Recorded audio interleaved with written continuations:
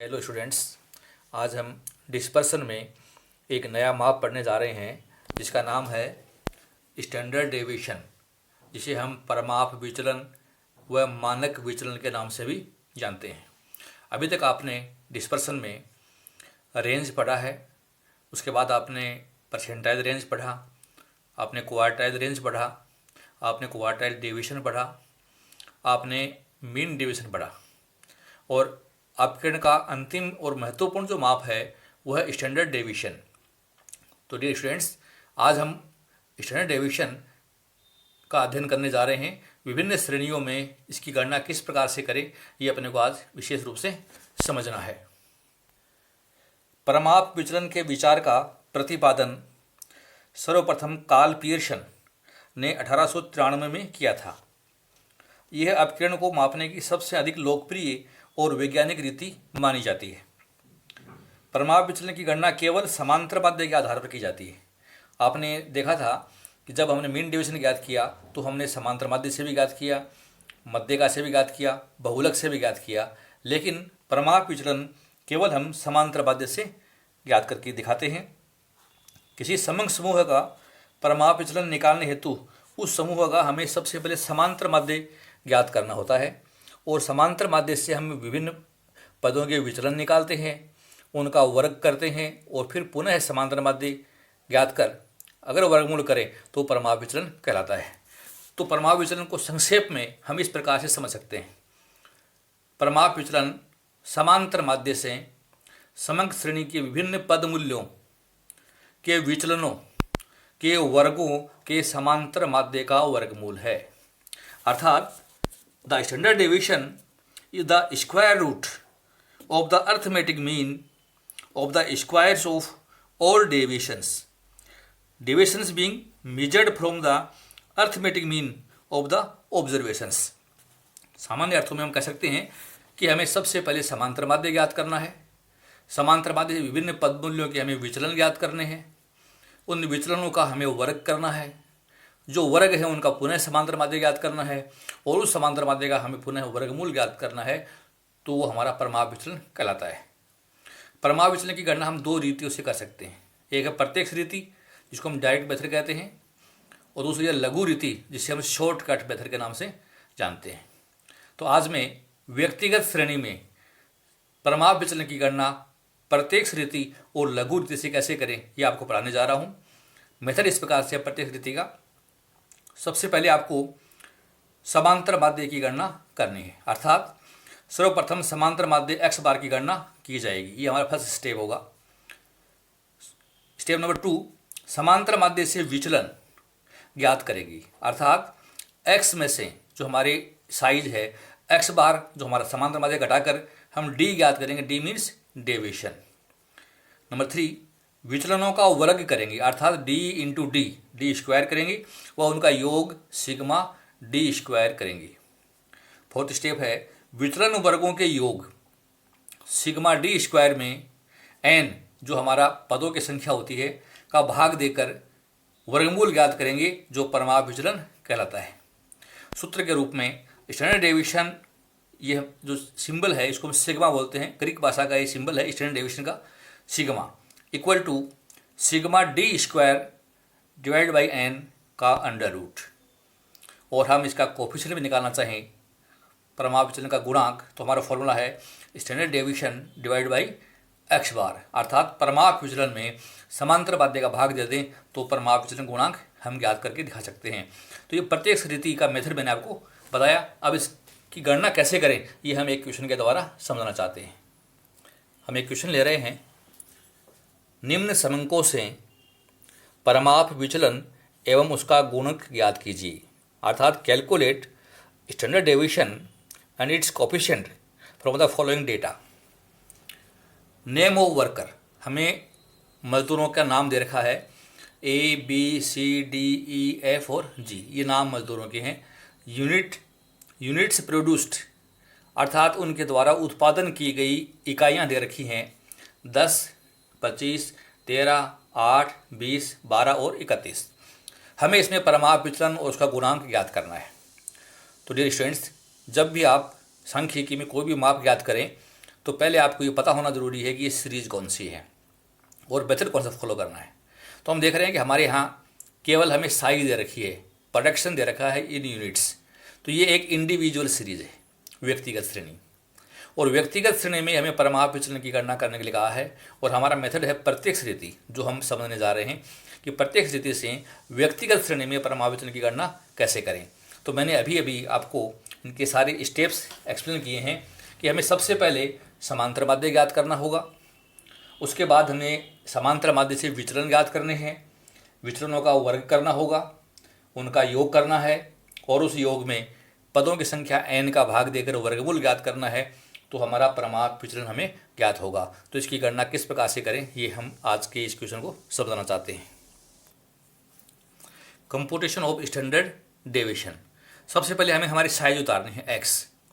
तो जो यूनिट्स हैं वो हमारी साइज है, जिसको हम x कहेंगे। 10, 25, 13, 8, 20, 12 और 31 ये मैंने उतार ली, ये हमारी साइज है। और इस साइज के आधार पर हमें सबसे पहले x बार की गणना करनी है, अर्थात हमारा समांतर माध्य ज्ञात करना है। हमें जो साइज दे रखी है इसका योग करना है कि हमारा योग क्या होगा। 5, 8, 8, 16 और 2, 18, 1, 19, 1, 2, 2, 4, 5, 2, 7, 8 और 3, 11। हमारा योग आया 119। ये सिग्मा एक्स है। हमें एक्स बार निकालना है। तो डियर स्टूडेंट, एक्स बार का फॉर्मूला है हमारा sigma X divide by N, और ये संख्या हमारी 119 है। एन होता है पदों की संख्या, पद गिन लीजिए 1, 2, 3, 4, 5, 6, 7। तो 119 में हमें 7 का भाग दे देना है, तो ये संख्या आ जाएगी हमारी एक्स बार होगा ये। तो एक्स बार इक्वल टू 119 में 7 का भाग देने पाता है 17। तो एक्स बार हमारा 17 कहलाएगा। अब हमारा काम हल्का हो गया। समांतर माध्य से अब विचलन ज्ञात करने हैं। एक्स बार 17 है, तो मैं यहाँ लिख देता हूँ एक्स बार हमारा 17। प्रत्येक ये जो पद है इनमें से आपको 17 घटाने हैं। तो 10 में से घटाइए 17, तो ये माइनस के बच गई 7। 10 में से 17 घटा दिया, माइनस के 7 बच गई। 25 में से गए 17, तो ये प्लस के बच गई 8। 13 में से गए 17, तो ये माइनस के 4। 8 में से गए 17, तो माइनस के 9। 20 में से गए 17, तो प्लस के 3। और 12 में से गए 17, तो ये माइनस के 5। और 31 में से गए 17, तो प्लस के 14 बच गई। ये हमारा डी बन गया। हमें अगला स्टेप लेना है डी स्क्वायर। हमें इनका स्क्वायर करना है। 7 को 7 से गुना तो 49, 8 को 8 से 64, 4 को 4 से तो माइनस माइनस प्लस हो जाते हैं 16, 9 को 9 से, 3 को 3 से और 5 को गुना किया 5 से 25 और 14 को गुना किया 14 से 196। हमें इस संख्या का योग चाहिए और ये योग कहलाएगा हमारा सिग्मा डी स्क्वायर। तो सिग्मा डी स्क्वायर योग करके देखिए आप। 9, 4, 13, 14, 20, 29 और 40 का 0, 4, 4, 8, 14, 15, 23, 25 और 34 का 4 और 3 और 1, 4, 440। फॉर्मूला है standard deviation equal to sigma D square divide by N का अंडर रूट। तो standard deviation equal to sigma D square हमारा 440 डिवाइड बाई एन। एन हमारा है 7 और का अंडर रूट करना है। तो डियर स्टूडेंट 440 में 7 का भाग देने पर हमारी संख्या आती है 62.86।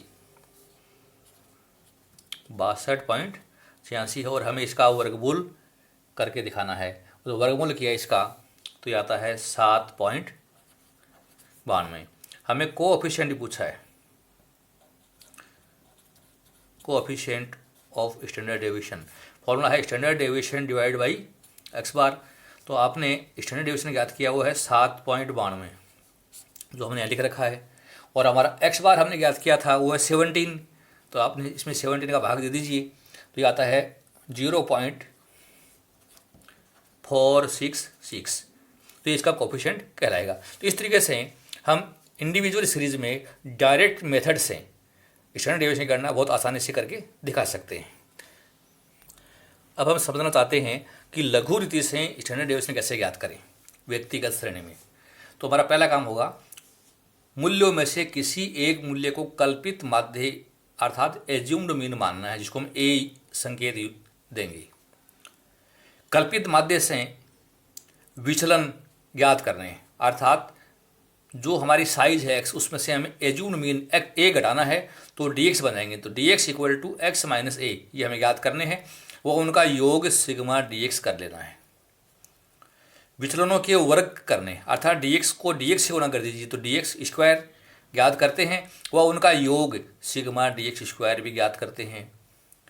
निम्न सूत्र से परमाप विचलन ज्ञात करते हैं। परमाप विचलन ज्ञात करने के और भी कई सारे सूत्र हैं, लेकिन जो सरल वह सिंपल सूत्र है गणना में वो मैं आपको बता रहा हूँ। आप इससे बहुत आसानी से परमाप विचलन की गणना करके दिखा सकते हैं।